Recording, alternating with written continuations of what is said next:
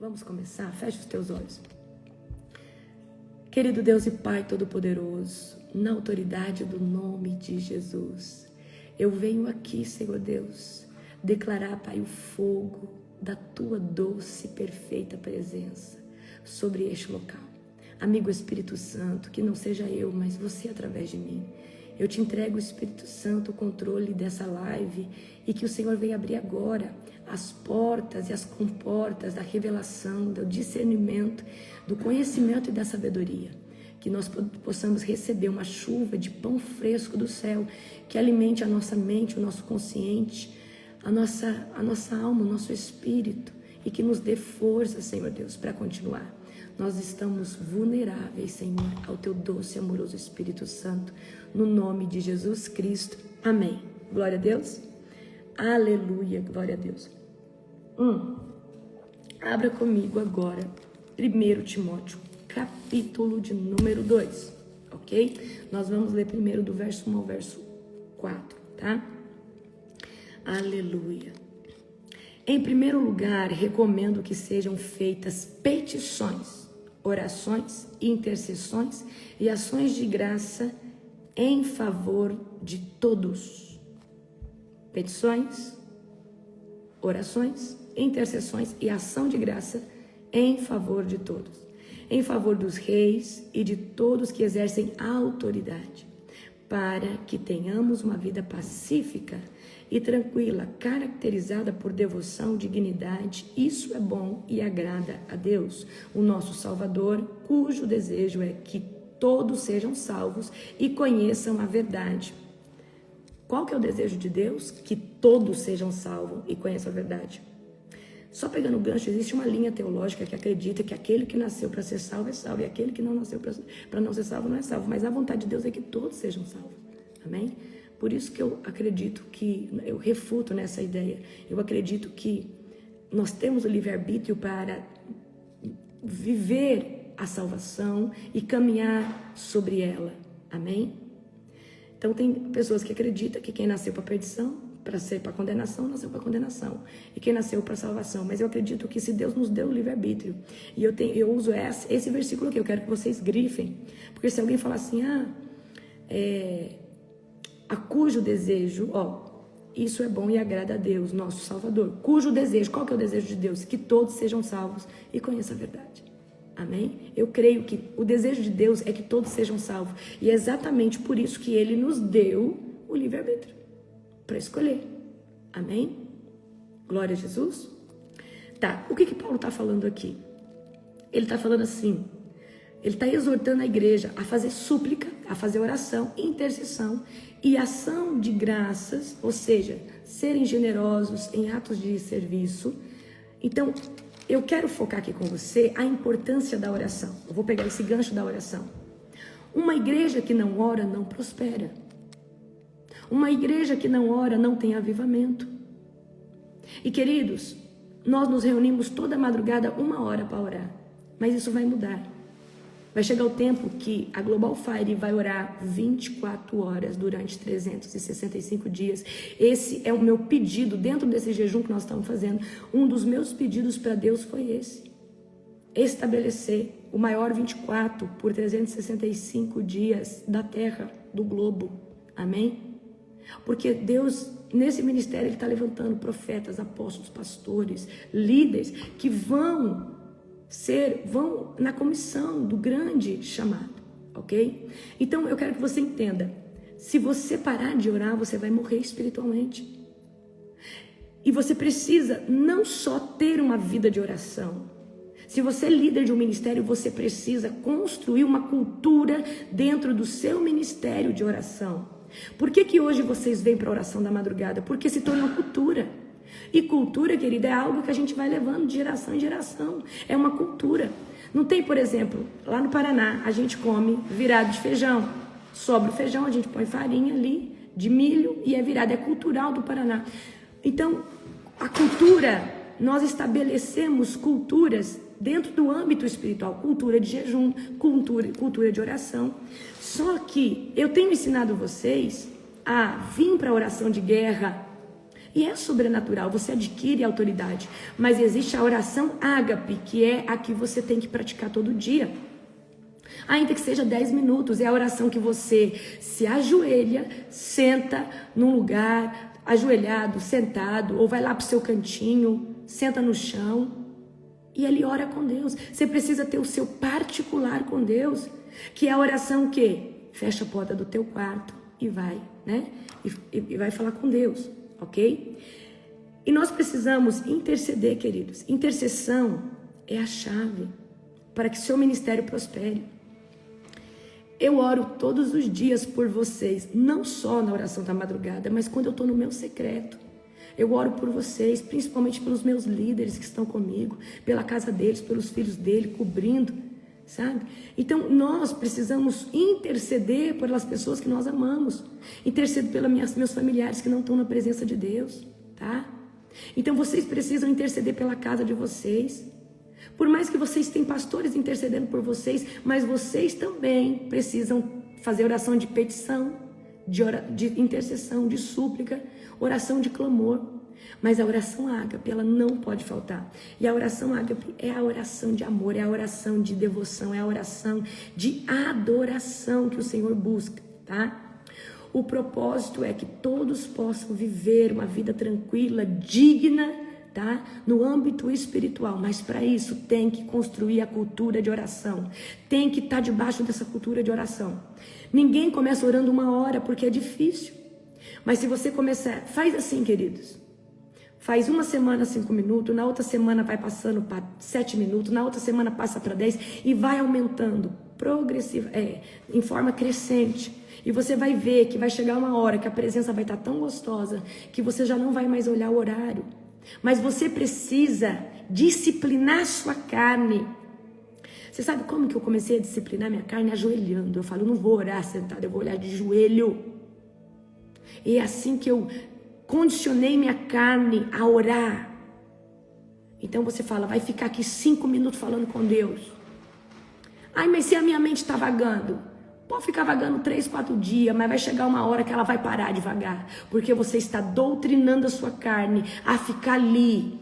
E entender que aquele horário é horário de orar, é horário de chamar Deus. E daqui a pouco o Espírito Santo vai trazer o desejo, você vai ter vontade de ir àquele horário, naquele momento, ok?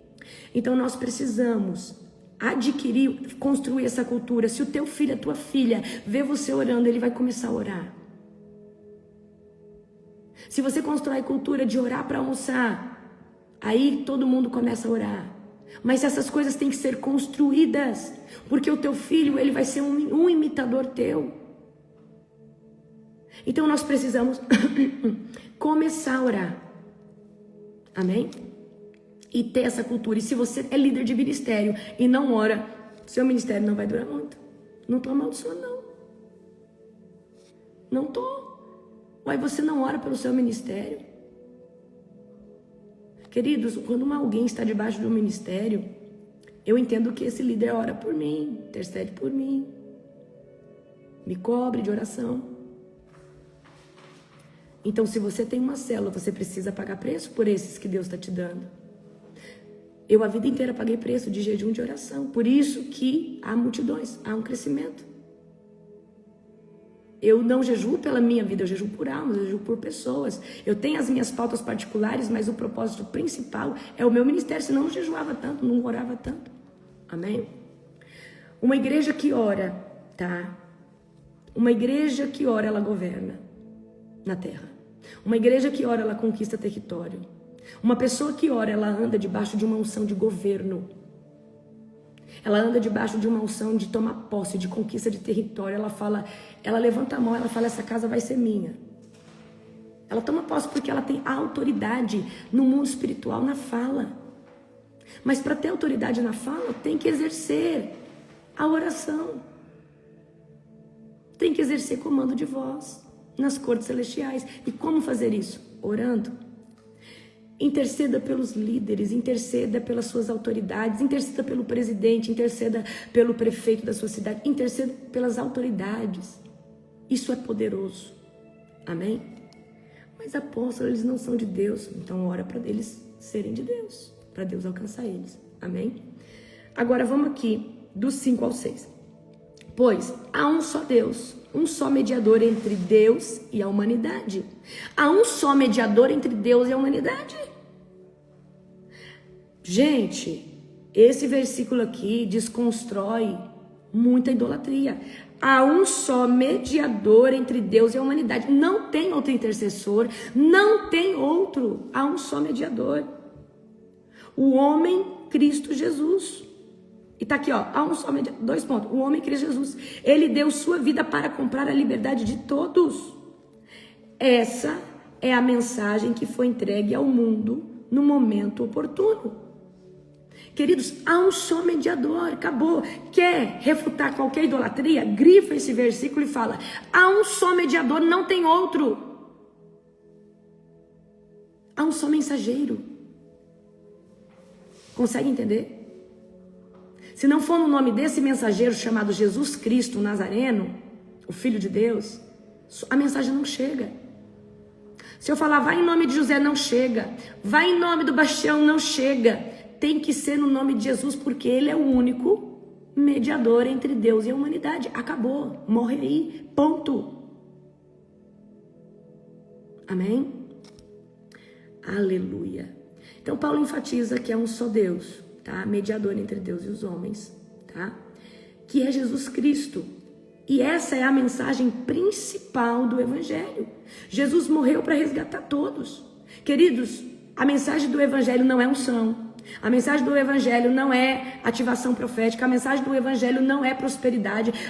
A mensagem do Evangelho não é bênçãos infinitas. A mensagem do Evangelho é um só mediador que Deus enviou para nos resgatar de uma régua difícil que era a lei mosaica, para a graça infinita que vem por intermédio do Cordeiro que morreu, ressuscitou, e ele vai voltar e nós estamos esperando ele. Eu creio nisso, amém?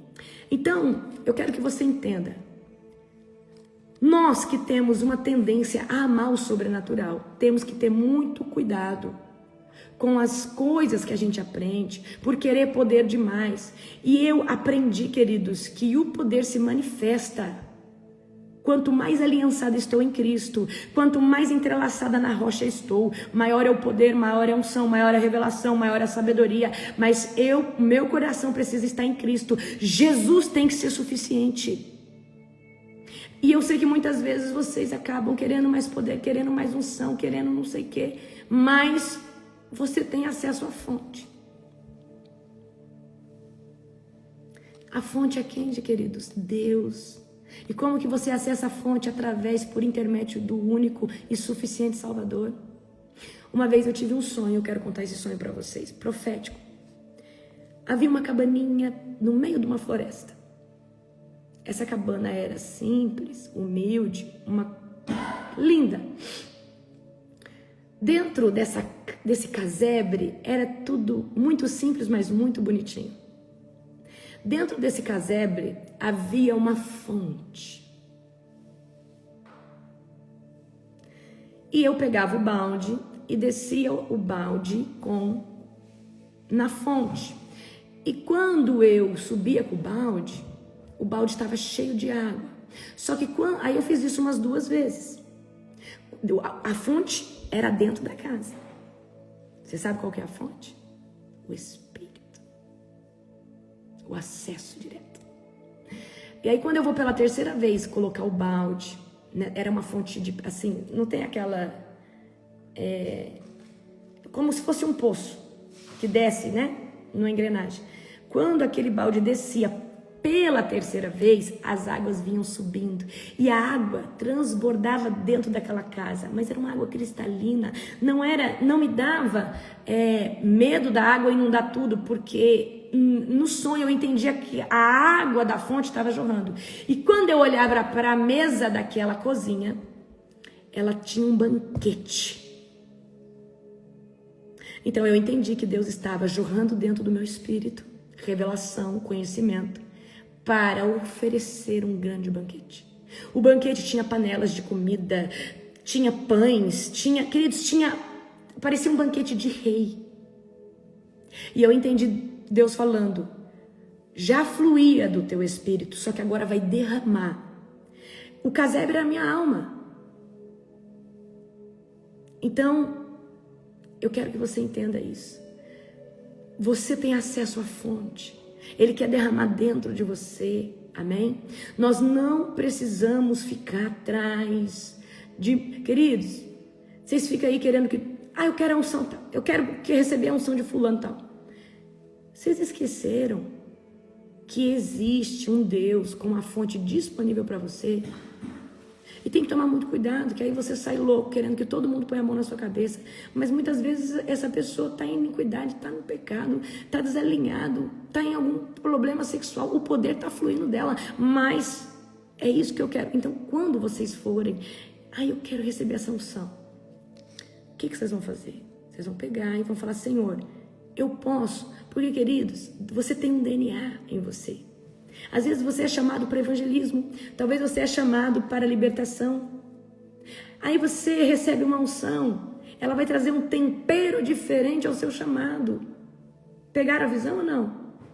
Então, às vezes, Deus te deu algo único e Ele vai te direcionar. Às vezes, de que você recebe uma impartição, mas eu quero que você se lembre. Você tem acesso direto à fonte.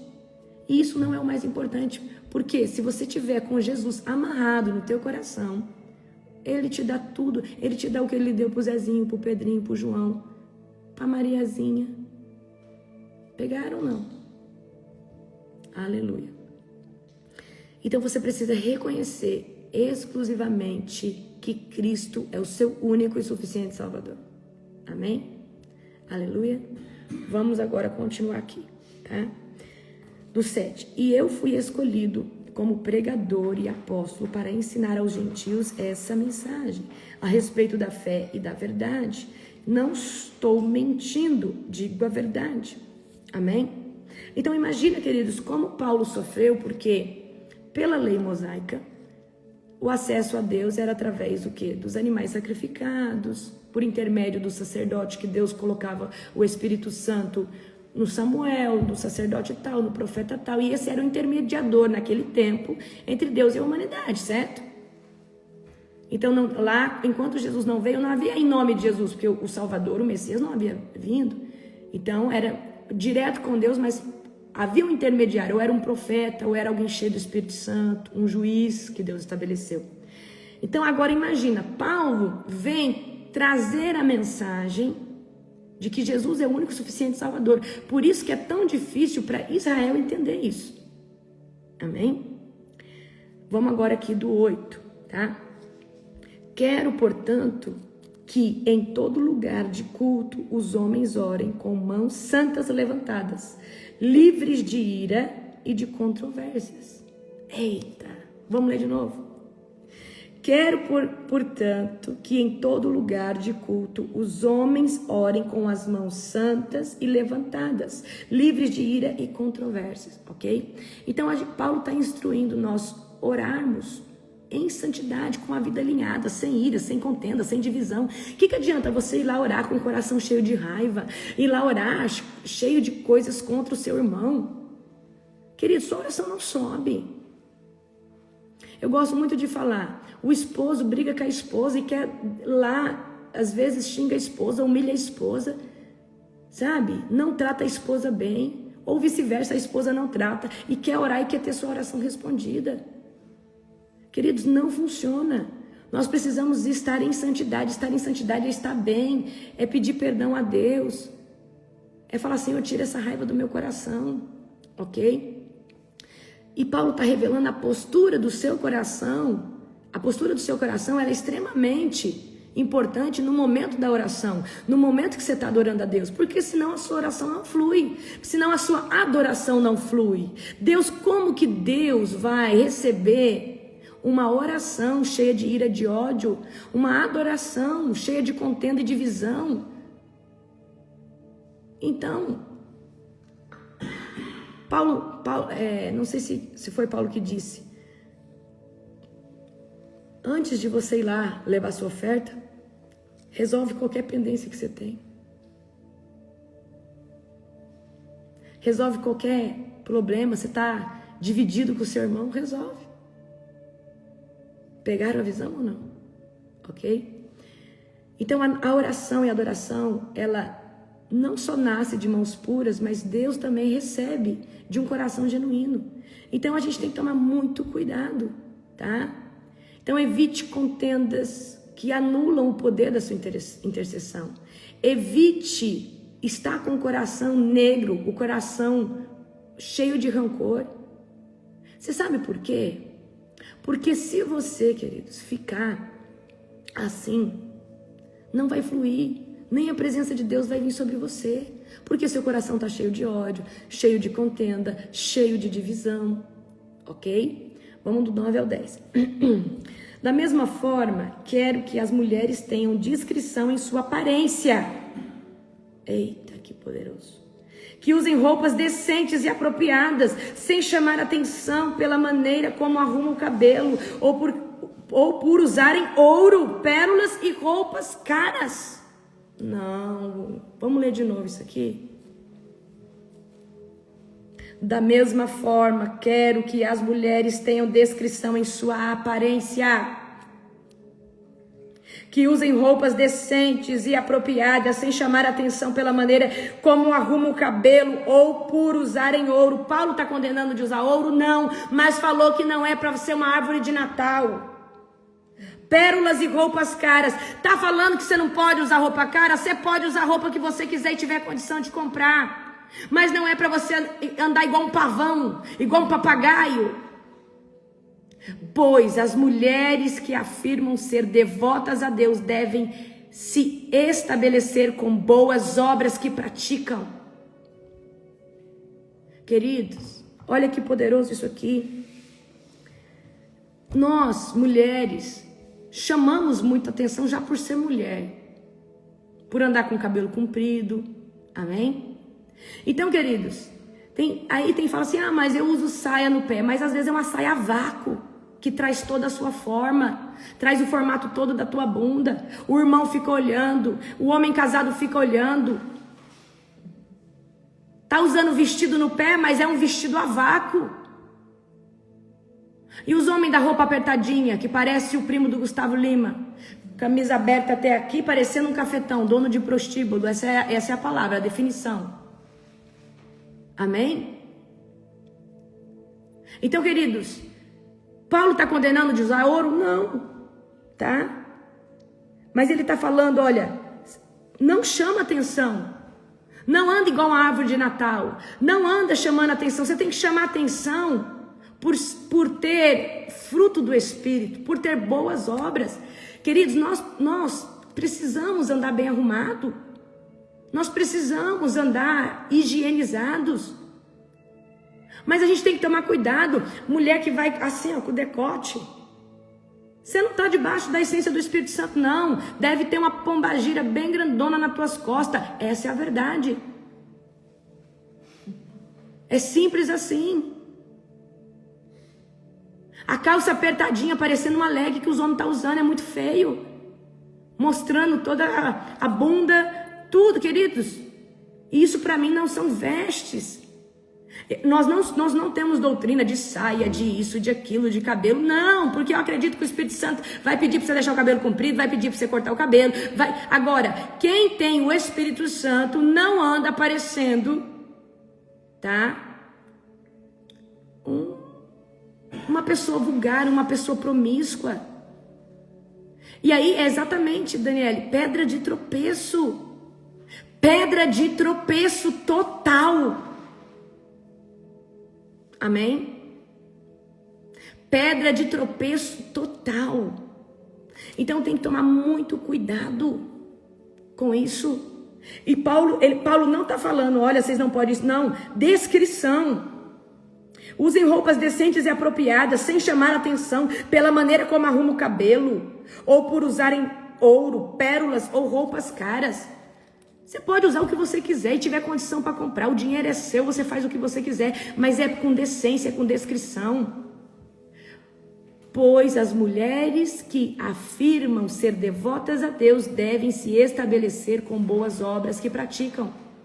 Agora, se você gosta de ir com decotão, com a roupa a vácuo ou vestido igual o primo do Gustavo Lima, Você está debaixo de um espírito de vaidade, de sedução. Não é o Espírito Santo que governa o teu corpo. Quem aqui já teve a experiência de estar saindo do Espírito Santo e falar, essa roupa não tá boa, troca? Querido, se a roupa estiver apertando muito minha cintura, eu já nem uso. E eu sempre tento usar uma roupa que cobre as nádegas, para não ficar em evidência, principalmente quando está pregando. Eu não sou da saiona, esse não é meu estilo. Então a gente precisa tomar muito cuidado, ok? A gente precisa tomar muito cuidado com as nossas vestes. Exatamente como a pastora Ed disse, o Espírito Santo nos constrange, nos incomoda. Até quando você passa, talvez você passava uma maquiagem pesada lá atrás, agora você passa, você não se sente bem. Porque você não precisa mais chamar atenção com isso. Você já carrega a presença. Amém? Pergunte as coisas ao Espírito Santo. Queridos, eu vou falar uma coisa para você. Quando nós somos cheios de Deus, nós perdemos totalmente esse espírito de vaidade. A gente continua se cuidando, mas a gente não tem mais a necessidade de estar todo o tempo maquiado, todo o tempo vestido, porque isso já não é mais importante. É ou não é? Você começa a jejuar, o Senhor começa a te quebrar por inteiro. Eu era extremamente vaidosa, eu tinha uma bolsa para cada roupa. Hoje, para mim, isso não é mais importante. E você vai ver que isso não é o mais importante. Porque Deus está construindo um tesouro dentro de você. E essa essência, ela é mais linda que qualquer coisa e te deixa lindo por fora. Amém? Aleluia. Então, Paulo está aconselhando aqui, mulheres, vistam-se de maneira modesta, com bom senso, com descrição, tá? O seu valor não está na tua joia. Homem, o teu valor não está no Rolex. Homem, o teu valor não está no relógio tal, não está no carro que você dirige. O teu valor está na sua devoção, em você ser cheio do Espírito Santo, em você carregar a presença de Deus, com boas obras, com fruto do Espírito. O teu valor está num caráter moldado em Cristo Jesus. É isso que te deixa lindo, linda. É isso que faz você alguém cheio, lindo, maravilhoso. Já escutou aquele ditado? Um bolo recheado, mas por dentro não tem sabor? Muitas pessoas estão no mundo, são um bolo recheado, até bonito na aparência, abre a boca, não tem essência, desconstrói tudo aquilo que está por fora. E às vezes você é uma pessoa que não carrega todo esse despojo externo, mas quando abre a boca, mostra que você carrega tesouros, baús de tesouros dentro, que é o reino de Deus, caráter, tá? Glória a Jesus. Então, a verdadeira beleza é revelada em um estilo de vida centralizado na presença de Jesus. E não na aparência, e não em coisas, tá? Vamos ler agora do 11 ao 14. As mulheres devem aprender em silêncio e com toda submissão. Esse versículo aqui, quero explicar para vocês porque muita gente não entende. Naquela época, principalmente ali na igreja de Corinto, tá? As mulheres interrompiam muito, tanto é que tem a história de uma mulher que interrompia muito o culto com perguntas. E aí Paulo ali em Corinto, ele vai estabelecer o seguinte: mulher que tem dúvida, porque fala demais, pergunte ao seu marido depois que ele vai te explicar, ok? As mulheres devem aprender em silêncio e com submissão. Não permito que as mulheres ensinem aos homens e nem que tenham autoridade sobre eles. Antes devem ouvir em silêncio, porque primeiro Deus fez Adão e depois fez Eva. E não foi Adão o enganado, a mulher é que foi enganada. E o resultado foi o pecado, mas as mulheres serão salvas dando à luz a filhos, desde que continuem a viver na fé, no amor e na santidade com discrição. Essa palavra aqui é poderosa, mas quem não tem a revelação dela, distorce ela de forma e traz essa doutrina que mulher não pode ser pastora, mulher não pode ensinar. Eu quero que você entenda aqui, Deus é autoridade sobre todos nós, sim ou não? Mas Deus estabeleceu Jesus como autoridade sobre a igreja, sim ou não? Jesus é a autoridade da igreja, tá? E Deus estabeleceu o anjo da igreja, que é o quê? Os pastores, os apóstolos, são autoridades sobre o ministério. Mas dentro da tua casa, a autoridade espiritual é o teu esposo. Ok? E nós, mulheres, precisamos parar de querer mandar no nosso esposo, parar de querer fazer as coisas sem consultar o nosso esposo, porque mulheres têm castrado seus esposos, porque elas têm exercido uma essência masculina dentro de casa. Ah, mas o meu marido, ele está fora da visão, mas ele ainda é seu marido, e você precisa consultar ele para tomar uma decisão. Você não vai para uma conferência igual nós vamos fazer e você vai falar, tô indo. Amor, o que você acha? Posso ir? Tá tudo bem? Você me abençoa? Ele é sacerdote sobre a tua vida e você também precisa abençoar ele. Está em comum acordo. Mas eu não posso assumir o papel de sacerdote, porque Deus, ele fala assim, homens, amem as suas mulheres. Mas não fala para a mulher amar os seus homens, porque automaticamente a mulher, por ser um ser emocional, ela tem uma devolutiva muito maior. E aqui, porque primeiro Deus fez Adão e depois fez Eva.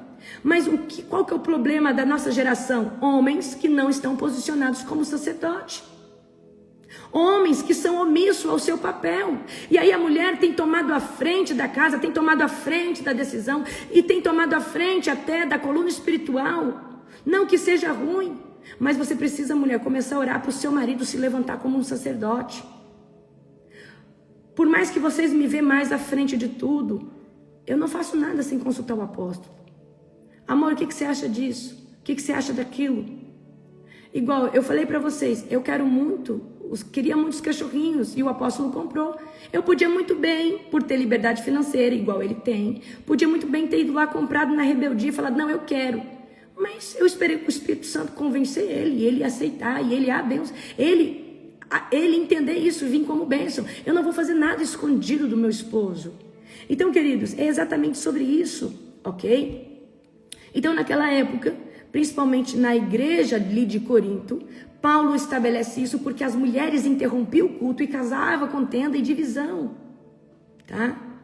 Então, ensinava ali e pedia para que os seus maridos ensinasse às suas esposas. Só que o nosso contexto de hoje, cultural de hoje, muitas vezes é uma mulher que tem muito mais conhecimento sobre a palavra, sobre tantas coisas, que o marido que às vezes não é convertido. E como que a gente vai aplicar isso aqui? Mulher não ensina ao seu esposo. Se às vezes você é a ponte para ensinar sobre o evangelho de Cristo ao seu esposo. Então essa é uma palavra que se aplica lá atrás, por causa de um problema daquela cultura. Pegaram a visão? Entenderam?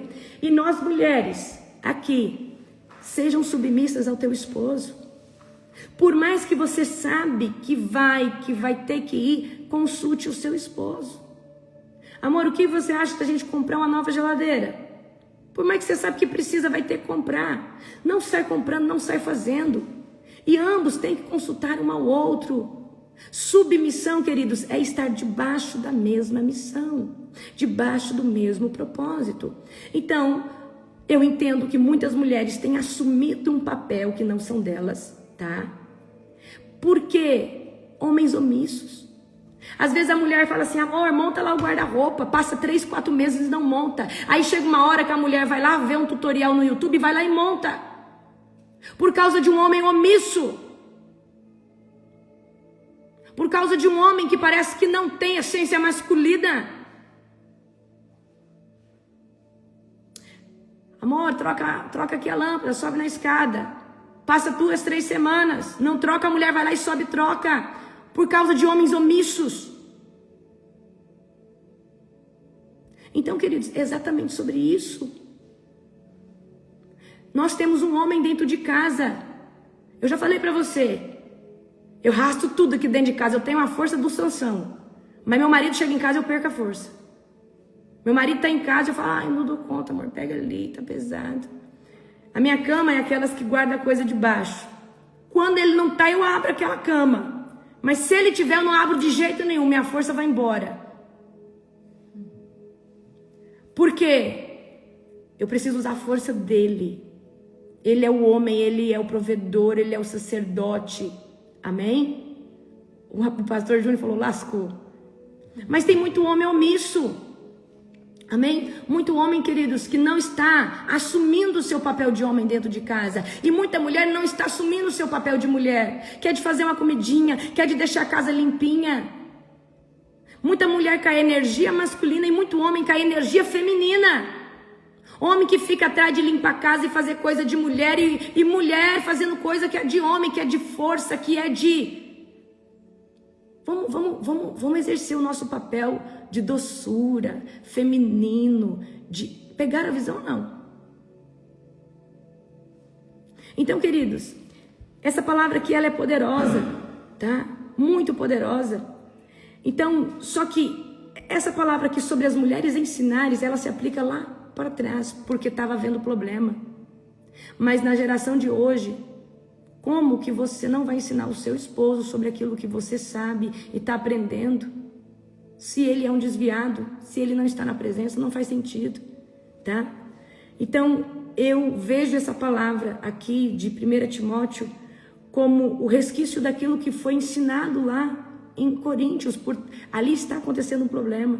Mas o que eu gosto de enfatizar é o quê? Mulheres, sejam submissas ao seu esposo. Ser submissa não é ser escrava, ser submissa é...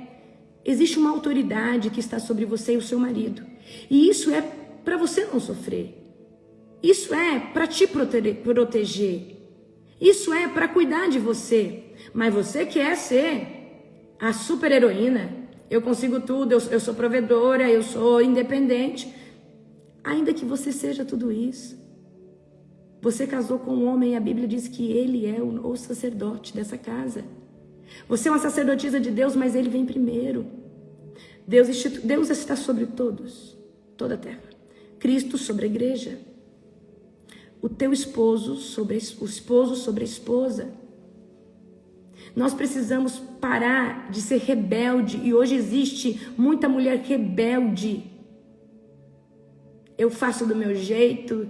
Por mais, mas o meu marido é desviado. Mas tudo bem que ele não entenda as coisas do âmbito espiritual, mas vocês são casados no âmbito natural. Existe a gestão de uma casa, a gestão de filho. Não castre o seu marido do papel que ele tem que exercer com filhos, como provedor, como alguém como um pai que só um pai pode suprir os filhos em um âmbito emocional. A mãe não pode suprir um pai no âmbito emocional. E uma mãe não pode suprir um pai. Um pai não pode suprir uma mãe não pode suprir um pai. O que o meu pai me deu no âmbito emocional, só ele pode me dar. E o que a minha mãe me pôde suprir no âmbito emocional, só ela pode me dar. Então, nós precisamos entender que você, como esposa, não pode castrar o seu marido. E deixar ele, às vezes, em tarefas. Eu já falei para vocês, o apóstolo me ajuda, faz um almoço, lava uma louça, mas ele nunca pegou no pano para passar pano, ele nunca lavou o banheiro aqui dentro dessa casa. Porque eu acho que eu não preciso fazer isso. Tem coisas que é meu papel fazer. Igual eu nunca precisei consertar, trocar uma lâmpada, nunca precisei arrumar algo, tirar o lixo, certo? Então, queridos, nós precisamos exercer isso daí, porque para trazer a essência primitiva, que é a essência do homem, do provedor, do sacerdote.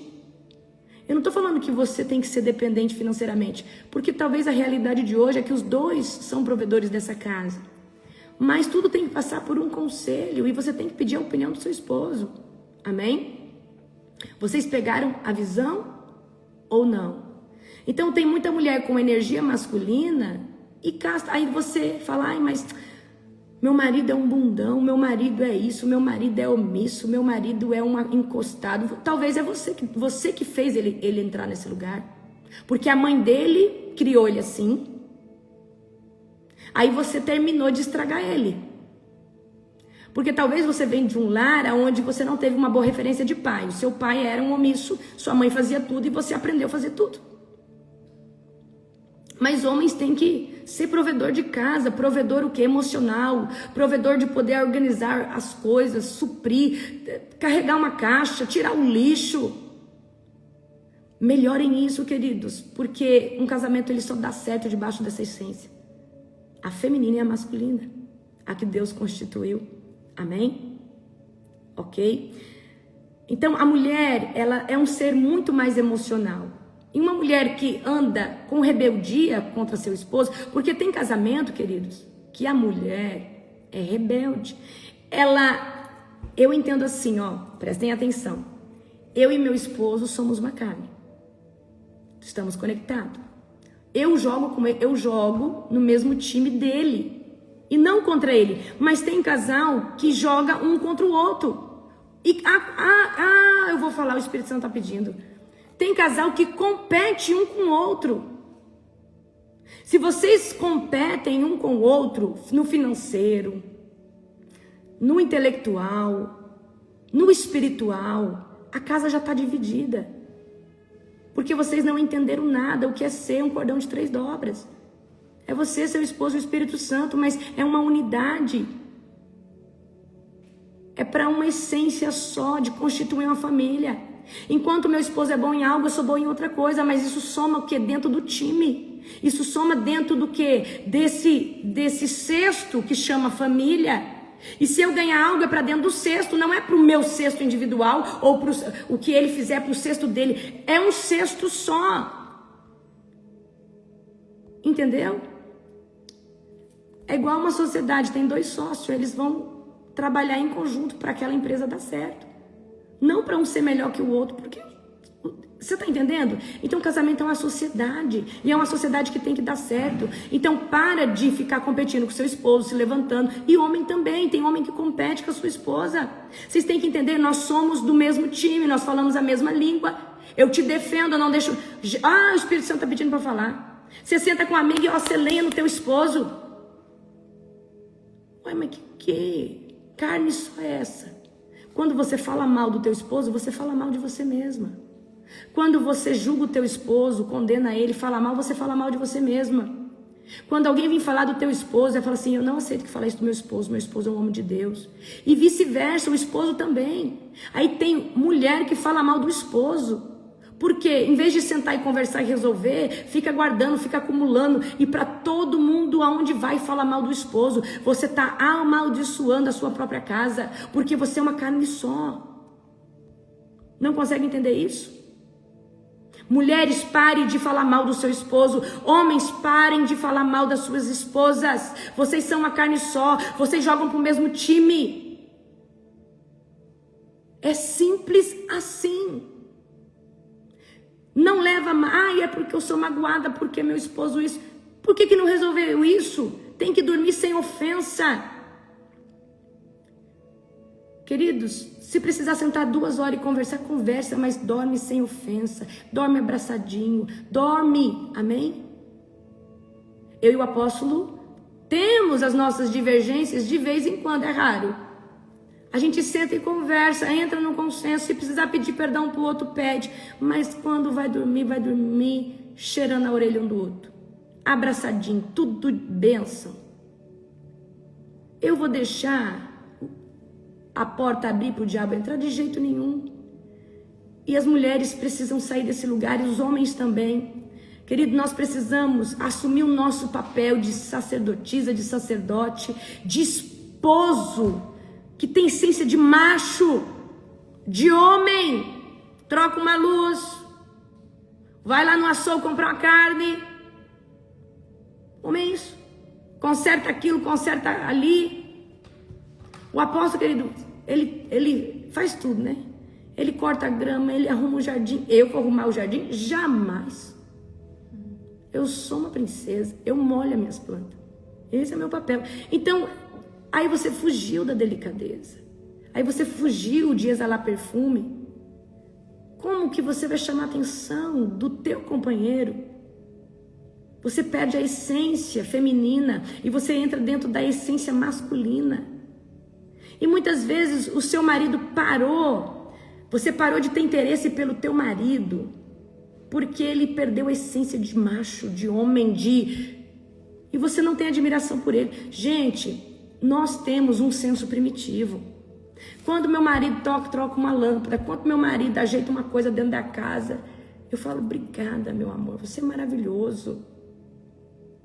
Isso aí encanta, isso aí traz para a mulher um senso de segurança. Eu tenho um homem dentro de casa, eu tenho um provedor. É igual a mulher quando você faz uma comida, o teu marido ama. Nossa, quando eu faço uma comidinha que o apóstolo gosta, ele fica todo. Parece que a minha comida tem um sabor superior a qualquer outra comida, porque é a essência da casa, é a essência feminina. É ou não é? Amém? Você pode até discordar, falar, ai, que discurso pré-histórico, as coisas mudaram. Então vai nessa, vai ver até onde seu casamento vai. Nós precisamos, queridos, entender, tá? Nós precisamos entender o nosso papel e viver ele, amém? E viver ele. Nós precisamos. Olha o que a pastora Ed falou. Tem homens que são filhos da esposa, exatamente. E tá errado, ok? Homens são esposos e mulheres são esposas. E tem mulher também que casa com o homem como para ele ser o pai dela, porque ela não teve pai, aí ela vê aquele marido como pai. E queridos, tá distorcido. O teu esposo é o teu esposo. A tua esposa não é sua mãe. Então nós precisamos ser curados dessa orfandade ou dessa falta de paternidade, essa falta de maternidade, e deixar ela no lugar certo e olhar para o nosso cônjuge como alguém que nos supre emocionalmente, sexualmente, no casamento, como companheiro, em unidade. É sobre isso. Pegaram a visão? Ok? Glória a Jesus. No 15, mas as mulheres serão salvas, dando à luz filhos, desde que continue a viver na fé, no amor e na santidade, com descrição. Então nós precisamos tomar essa palavra, tá? Deixa eu ler aqui o que tem no meu resuminho aqui. Glória a Jesus. Aleluia. Glória a Jesus. Aleluia. Então, há uma essência genuína na submissão. E submissão não é escravidão, não é autoritarismo, mas é entender que Deus estabeleceu Ele como voz suprema sobre toda a criação e criatura. Jesus, cabeça da igreja. Por isso que tudo é em nome de Jesus. Jesus é a cabeça. Nós somos os membros, o corpo. O esposo é o sacerdote, é o governo de dentro dessa casa. E quando nós entramos debaixo dessa essência, há um poder genuíno. Então nós precisamos reconhecer o valor e andar em obediência, ok? Em obediência. Aleluia. Glória a Jesus. Aleluia. Então Paulo fala aqui, que no final, que a maternidade é uma bênção, porque todo homem e toda mulher só vem por um caminho. Só vem por um lugar, que é pela mulher. Tanto você, homem, tanto você, mulher, só veio por um caminho, que é a maternidade, ok? Então, olha o quão poderoso é a maternidade. Nenhum homem, nenhuma mulher veio por um homem. Nasceu. Você pode ter concebido pelo fruto de um homem e de uma mulher, mas você só vem a esse mundo através, de uma mulher. Glória a Jesus. E Paulo está trazendo aqui, enfatizando, essa essência, mas as mulheres serão salvas, dando à luz a filhos, desde que continue a viver na fé, no amor e na santidade. Ou seja, mulheres serão abençoadas por gerarem semente, por deixarem a sua semente, e se manter em santidade, se manter ali na essência da fé, ok? Glória a Jesus. Eu quero deixar aqui para vocês, a oração é a chave que mantém um ministério, a sua vida espiritual ou qualquer coisa de pé, a sua empresa. Eu preciso que você entenda uma coisa que tem gente que não entende. Prestem atenção.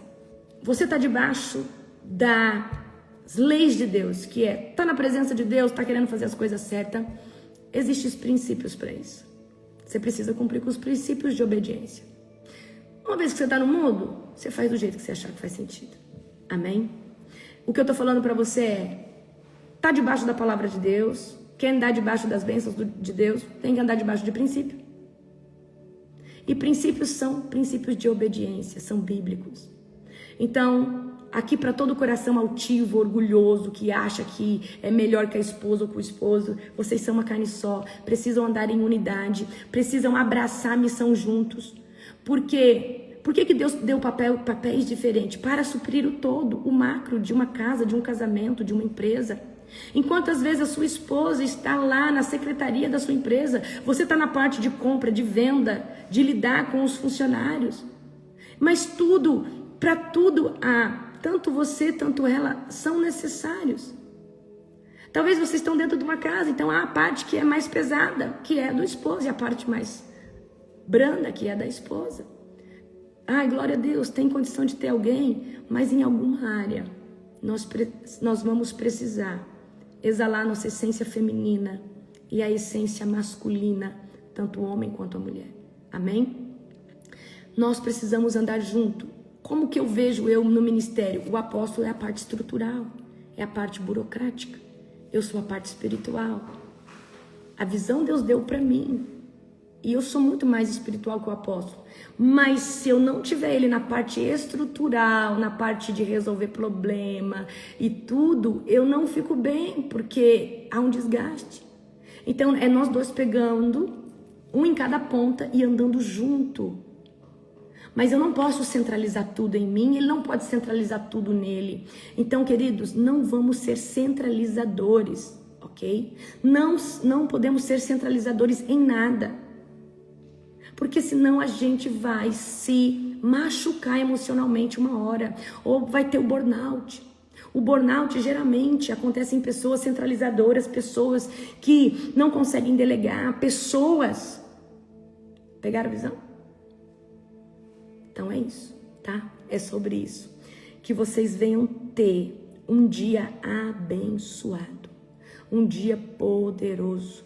Um dia profético. Um dia recalcado, sacudido, transbordante, no nome poderoso de Jesus.